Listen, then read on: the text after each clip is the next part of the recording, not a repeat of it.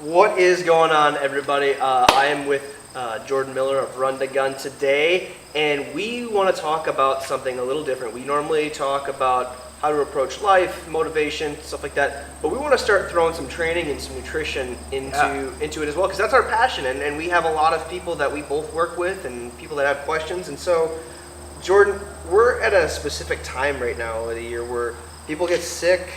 The weather is still really beautiful out, but it's getting a little colder, so you hear about some aches and pains. I mean, why don't you talk about what do you see with a lot of clients that you work with, because you work with a lot of athletes as well. What are some things that you see happening right now with people, and how they're approaching their training regimens? Sure, yeah. So for me, obviously, a huge majority of the athletes I'm working with are people that are prepping to go on hunts. Yep. But they're also people that they're not just training for hunts; they're training to live a healthy life. But I do consider them athletes because, you know, as our tagline says, and each of us a hunter, and every hunter an athlete, right? Yep. And so, you know, the biggest thing is you know, a lot of my clients, a lot of my people, and a lot of just people in that industry are training very hard from spring, very hard through summer. Yep. And they're hitting the fall. They're starting these hunts right now because a lot of the early season starts September 1st. Yep. And a lot of the training can actually start falling off, which at the beginning, a little less training is okay.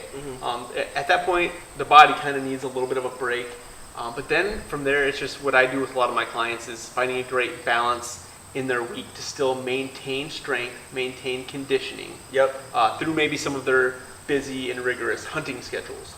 And so, you know, the number of days per week might change a little bit on how much they're training. Gotcha. Yep. Our style of training will vary a little bit. Like we just exited our 40 days out program that led up to September 1st. So it was very rigorous with a lot of conditioning and a lot of strength combination. Yep. A little bit like our undulated style that we had done.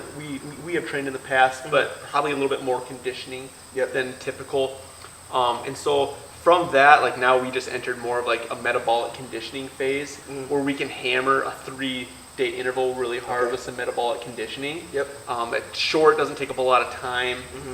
And then one really big strength day that's no conditioning. Yep. Really big strength day. Within those metcons throughout the week, there is some strength movements. So we're maintaining strength, maintaining conditioning, but utilizing less time throughout the week to do so. How long? So you mentioned that you guys just got done with your 40-day programming. How long, since people are now approaching the hunting season, you've now went from, let's say, and I'm just speaking in terms of maybe 5 days a week down to 3 days so you can be a little more efficient with your time because people are out in the fields. How long do you do that for? How long do you go now 3 days a week? Like, you know, September 1st is the beginning, so where do you go through till? Yeah, so it's like the 3 days. It's actually, 3 days of Metcon, 1 day of strength was 4. Okay, 4 days. Plus, you know, I do count a 5th day because we do just an active recovery with mobility and things like that. So there is a 5th day in there that is actually 5 days structured. But, you know, that's going to be about a 6-week training cycle right there. Yep. Within that week, we throw in a deload week. Gotcha. Yep. And that's something that I've really found for myself, and I know you utilize extremely a lot because you do so much strength. Yes. I've utilized and I've learned to utilize just as it's something that advanced athletes, advanced lifters, people that have been in the game for a long time desperately need. And so I've really utilized that over the last 1.5 to 2 years, starting to utilize a deload week. And it's crazy how much better my body feels consistently and how much progress I can continue to make because I do. So when I was younger, I just train. I think that's a common thing. I did the same thing. Yeah. So tell me, how do you utilize your deload week? Do you utilize one? I do. I utilize a deload week about every 6 weeks, sometimes 8 weeks as well. I used to prolong it a little bit longer back when we were doing a lot more undulating type of programming.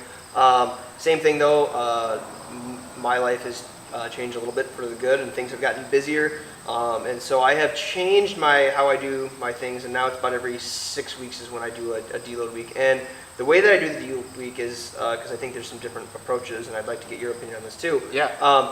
Is I still train heavy, but I usually reduce my sets. Because when I used to do it, I used to drop the weight a little bit, and then just to kind of feel better. But then I had noticed when I came back trying to go back from that deload, my strength had dropped, and that kind of makes sense because I'm not as adaptive to that weight anymore. I had dropped a specific percentage of weight. So what I have found that works really well for me is still utilizing the heavy weight that I was maybe prior, like 2 weeks prior, but I'm not doing as many sets. So maybe I was doing 4 or 5 sets of that specific weight. Now I'm only doing 2. Okay. And I have felt that my body recovers a lot better. My strength is still there relatively compared to what it was previous. And it just, things seem to go a lot better. I have less injuries, less aches and pains. I mean, there's going to be some stiffness here and there because you are training with, a heavy load. And that's not going to ever disappear if you ever want to train heavier. It's not. It's part of the thing. That's why doing things that you were doing, the active recovery, is a very, very important thing to do. So I have just, I have felt a lot better, and I honestly have not felt this strong ever. So, and so Austin mentioned utilizing that, decreasing in the amount of sets he does for his deload week. And so basically what a deload week is doing, a lot of people will utilize it on a periodized structure. They might have 3 weeks of increased volumes and a 4th week being their deload week, or a 5th or a 6th week, or Austin talked 8 weeks. So depending on whatever your interval is, so Austin used the example of decreasing his amount of sets he utilized that week, but keeping his weight high. Yeah. So there's actually a ton of different variables that people can use. That's one of them. Yep. Another one is people will keep their sets the same, but they'll decrease the amount of repetitions they're doing. So you can play around with how many reps you're doing. You can play around with how many sets you're doing. You can play around with the weight that's being loaded. Yep. And so all of those things and a combination of them. You might do less sets with less weight. Yep. Yeah. Right? That's totally. Some people actually utilize a deload week by not training at all. And so I'll consider when I'm gone for a hunt for 4 or 5 days, I will consider that a deload because I'm still out hiking, being active. Yep. So a lot of those things are pretty rigorous actually. And so my body feels really good that I'm not, necessarily moving weight. Yep. I recover very well off that and come back feeling really good. I personally, when I'm just training, I don't like to do nothing for a week. I don't really like to do that typically. So that's one method I really don't utilize unless it's for a hunt. And some people even utilize do deload weeks where they just absolutely change up their training style. So instead of doing nothing, they'll actually go do some yoga. Go do a class. We've done direct mobility work. Do direct mobility work. Me and you have done it where actually we just kind of bro out and just have fun and do something random because it's not only we talk about the recovery of the body, but it's a big time mind recovery too. It's huge. So big time with the neuromuscular system, letting that neuro system recover as well because you are breaking that down. You are when you're training heavy, and then just the mentality. If you're a very structured person, to just let loose and go have fun. Yeah, because people forget, and I mean, if you're an athlete, because I think we got to separate this real quick. If you're an athlete, you're training for something specific. You have a specific goal, so your mindset is set on that goal. Now you obviously, if you're training for that goal, you're having fun. That's why you're doing the goal. So that's the key here. I think what people forget is that they just feel like they have to be in the gym all the time. They start to lose that fun. And if they're not training for a specific goal, whether it's CrossFit competition, powerlifting competition, a hunt, marathon, whatever. If they're not training for a specific thing, they start to lose sight of the fun. Now they're like, well, I was doing this program and I've been doing it forever and ever and it works. And now I feel like I'm stalling. I feel like I'm tired. I feel like I'm not seeing the results. I'm bored. I just don't want to go to the gym. That's kind of a clear sign that you might need a deload or just to switch something up. And we call that a plateau. Right? You hear that term very frequently, plateauing. And a lot of times that is caused from continual training in very long durations without training style change-ups and without deloads. And so I think if someone is feeling those things that they need to take those steps, they need to step back and kind of, whether it's the sets, the reps, or whatever, taking one of the examples that we had talked about and taking that deload, and also making sure you might need to change your program, you might need to change your mindset. You got to have fun. Like when Jordan said, sometimes our deload is we go get together and we'll just have a broed out workout. It's because that's fun for us. It's something where maybe we don't do it all the time because we will, again, same thing, we'll kind of get burnt out because we both like doing different type of athletic movements. But sometimes we'll text each other and say, hey, let's go get this kind of workout in because we want to just go have fun. It should be enjoyable. And And we'll talk about diet another time, but I think it's the same thing with that. You have to enjoy what you're doing. It has to be specific to what your goal is. And I think that's what people are able to adhere to. And I think when you're hitting, like if you find yourself, like you're hearing one of these cues and these signs that we're talking about, and you're like, dude, that's where I'm at. Yeah. I think that's a good time for you just to stop for a second, take that step back. Heck yeah. Yep. And evaluate, evaluate your situation and what you're doing. Go ahead and scoot forward just a little bit there. The sun's going to blur you out. That sun has just shifted. It's and a lot. I'll scoot over for you. And so, take that step back and really think about, hey, do I need one of these things? Do I need a deload week, a rest week, some active recovery? Super important for seasoned athletes. Yeah. If you're getting ready for any type of goal date, whether it's triathlon, marathon, powerlifting meet, CrossFit competition, those are essential for you to perform at your absolute peak. Yeah, deload absolutely. week. And so if you're unfamiliar with that, definitely something you need to research or reach out to a professional for. Yeah. But just even for mentality progress, huge gain to do. And not only in your training, but really in life. I would say, I think it applies over to life too. I mean, we always try to apply what we're talking about to life and how it can be applicable to us. And I think we all get busy in life. Job, yes. Maybe a side business or two businesses, whatever it is. You just get busy with life, kids and job and family events and relationships and all that stuff, and you just get busy. And so sometimes, we may need to take a step back and take that deload in life. And I'm not saying take a break from life, because I think people may misunderstand that. I'm saying assess what your schedule is and how can you have some time to take that step back so you don't get physically and mentally drained with life. Yeah, okay, so we like to give tangible things. Yes. We gave you the tangible things in the training aspects of deloading. Yeah. That decrease in weight, decrease in sets, a change in reps, even I didn't talk about would be a change in rest period, and a change in workout. So we gave you those 5 things. Now let's give some tangible reasons on, hey, how do you take a deload week? How do you deload your life? Right. I think, and you know me, I'm big on writing everything down.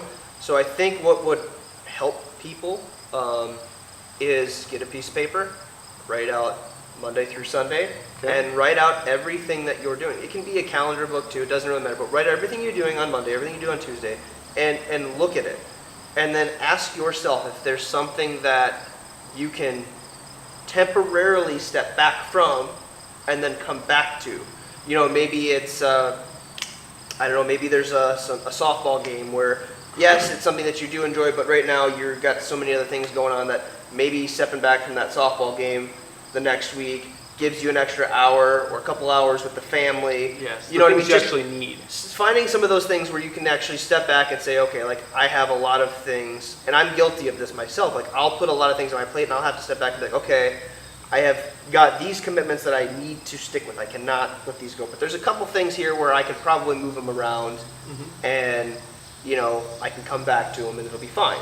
It's kind of that, I don't know if you've ever seen the old adage or seen a video, there's, the 2 vases, and they have the sand, the little big pile of sand, the pile of little rocks, and the pile of big rocks. Yeah. So the pile of big rocks is the analogy for all the important things in your life. Yeah, absolutely. The little pebbles are those things that, they're kind of important to us.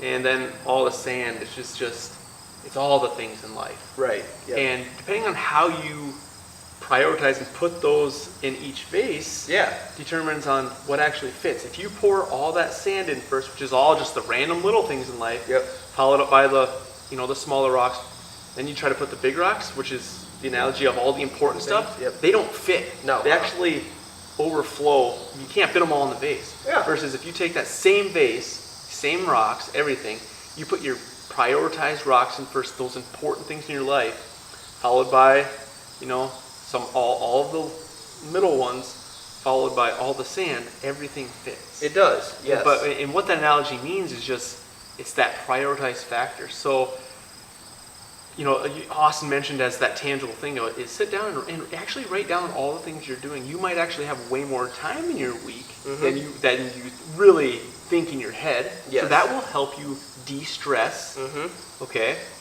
And then, secondly, I think a big thing is to really change up what you're doing in some of those things. Yeah. If you like to go home every night and just watch Netflix but you're not feeling a change, you're stressed about stuff, maybe that week, hey, I'm gonna do something different. I'm gonna go on a walk every night. I'm gonna go to the park. I'm gonna reach out to a friend.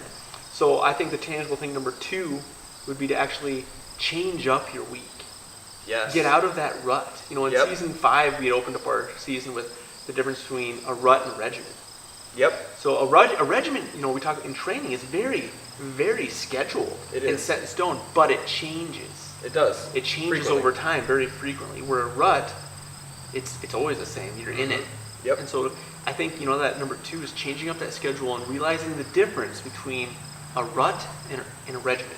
And I think I have, when you were saying that, a third one as well is in life, and this is very hard, I understand that, because again, I'm just going to admit I struggle with it, ask for help. Oh, dude, huge. Ask for help, meaning if you write out the schedule, and then you ask yourself if you're in a rut or a regiment, and if you have a few answers to those, and then ask for help. Is there something, again, like we talked about earlier, is there something that you can maybe cut down on, or is there something that you can ask help? Maybe it's from your significant other, it's your friend, a loved one, that they can maybe help you as well. Your manager, boss, whatever it is. Even if it's temporarily, just so it allows you just to take a couple steps back. I think that was huge. And then you can come back to it. You know what I mean? I think that's a big thing. I think we tend to always want to do it all ourselves. Yeah, I especially, Jordan and I think both are frequent like that. We both have the hard work, grit mindset, and sometimes it is hard to ask for help.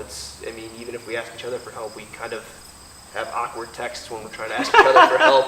But it's just because we both we're both so goal-driven that we individually want to complete that, but sometimes it's kind of like we're actually hurting ourselves. Yeah. Because we're getting less done. Yep. Which is taking away from our own personal time to develop and increase other areas that we want to better ourselves in. And it's going to go the same for you if you truly do need help and you're realizing that, but you just can't ask. Yeah. I think that's going to help you deload your life as well. And it might be a temporary thing. It's not necessarily it has to be a forever help. But that help on a project or two or that week, whatever it is, can really help deload your life in order to get some other things done, which can drop that stress level so much. Oh, tremendous. So absolutely. I think those are 3 great tangible things we talked about. Yeah, man, I think those are 3 great examples of how you can tangibly deload your life. And then we also had 5 great examples of how to deload your training regimen. So I think we've gotten quite a bit for people to take away from this. Yeah, now you just have to go practice those examples, right, and apply them to your life. And really apply them. We don't just, we're not just trying to say things here. We want people to apply them. Reach out to us, tell us how you're applying them. We want to know if you're really doing it. Yeah, email us. Yeah, either one of us. If you need help, if you need suggestions, we're more than happy to look at what you're doing and try to help. That's what we're here for. That's what we're here to do. So have a great one. Thanks, guys.